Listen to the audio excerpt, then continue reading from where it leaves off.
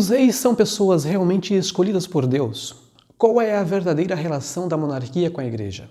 Hoje é dia de documento.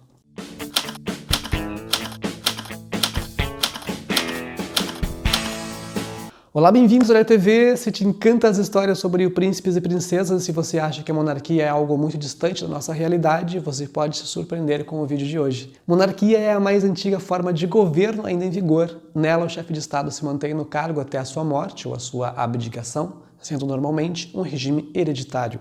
O chefe de Estado dessa forma de governo recebe o nome de monarca, normalmente com o título de rei ou rainha, e pode também muitas vezes ser o chefe de governo, ou seja, nem sempre o é.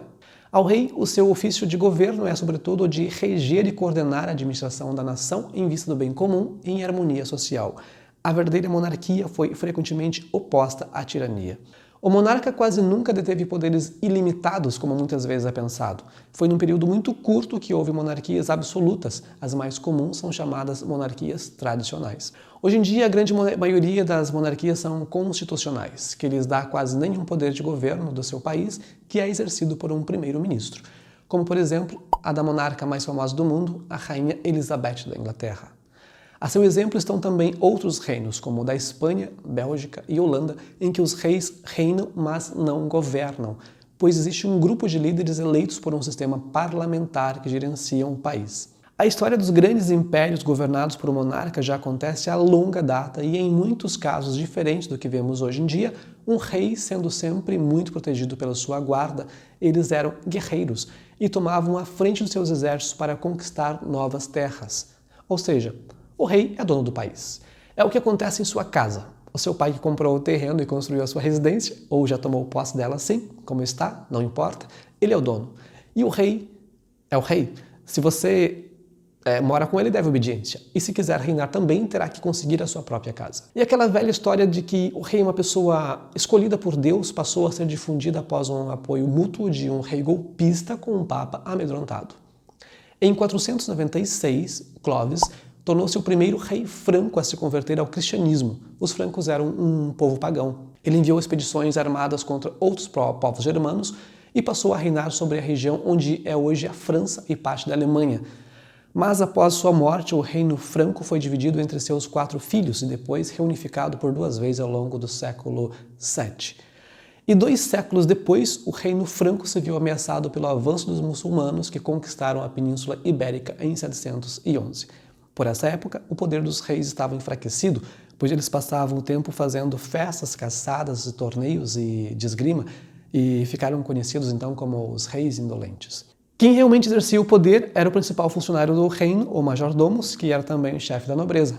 Então, em 732, o major-domus Carlos Martel se colocou à frente do exército franco e venceu os muçulmanos na Batalha de Poitiers, fortalecendo assim a aliança entre o reino franco e a Igreja Católica. Ou seja, ele liberou o território ocupado pelos muçulmanos para deixar a Igreja reinar absoluta. E em 751, seu filho Pepino derrubou do trono o último soberano merovingio, Childerico III, e se fez coroar rei dos francos, inaugurando a dinastia carolíngia. Pepino foi reconhecido como rei pelo Papa Estevão II, que assim tornou legítimo o golpe desfechado.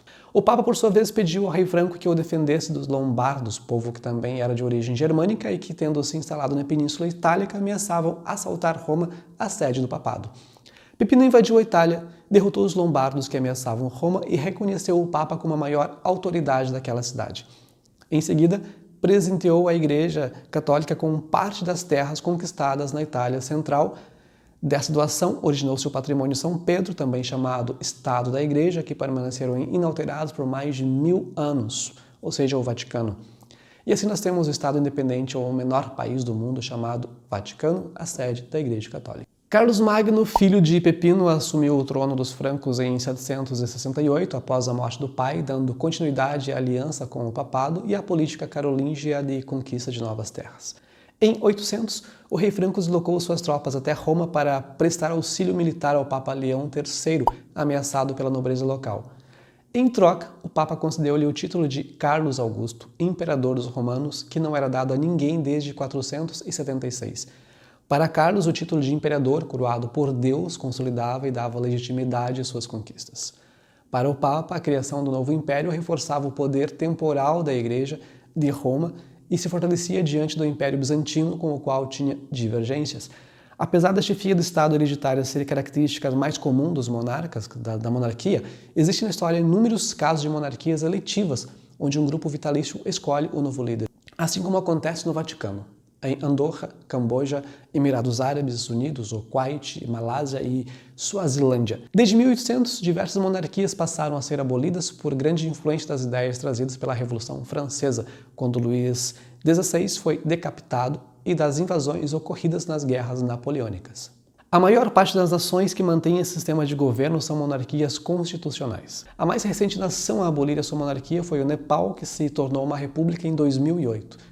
E se ao falar de rei, rainha, príncipe te soa como algo muito distante, fique sabendo que você vive num continente com vários países ou territórios liderados por um monarca, mais precisamente por uma monarca. A rainha da Inglaterra é chefe de estado no Canadá, em Antigua, Bahamas, Barbados, Belize, Granada, Jamaica, Santa Lúcia e São Vicente e Granadinas.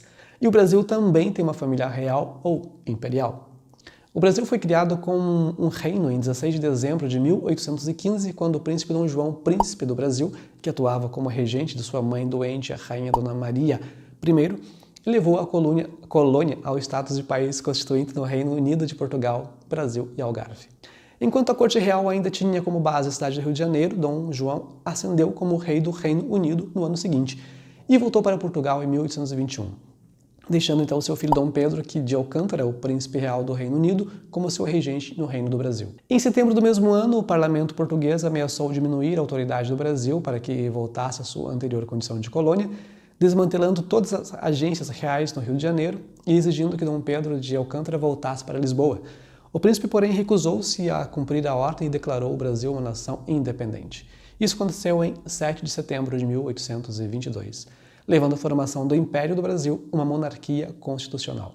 Dom Pedro tornou-se o primeiro imperador do Brasil em 12 de outubro de 1822, com o título de Dom Pedro I, e sua coroação aconteceu no dia 1º de dezembro de 1822. Depois de Dom Pedro abdicar o trono, em 7 de abril de 1831, o Império Brasileiro desfrutou apenas de um monarca, o Dom Pedro II, que reinou durante 58 anos antes de um golpe de Estado que derrubou a monarquia em 15 de novembro de 1889. A Constituição do Brasil, finalizada em 1988, propôs um plebiscito depois do primeiro presidente eleito democraticamente para que a população optasse pelo mantenimento do regime presidencialista, pela reformulação do regime parlamentarista ou a volta da monarquia. Existem dois príncipes que poderiam ocupar o trono brasileiro: o príncipe Dom Luís de Orleans e Bragança, chefe da Casa Imperial, e o príncipe Dom João Henrique de Orleans e Bragança.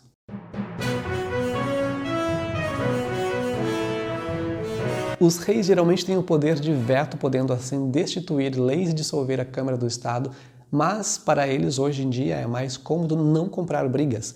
Ou seja, os monarcas representam um papel mais de diplomacia que de liderança.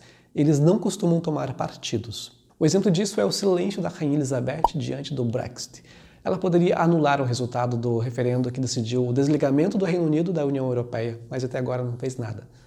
Apesar desse poder, os soberanos também podem sofrer o inverso, que foi o que aconteceu com o rei da Bélgica.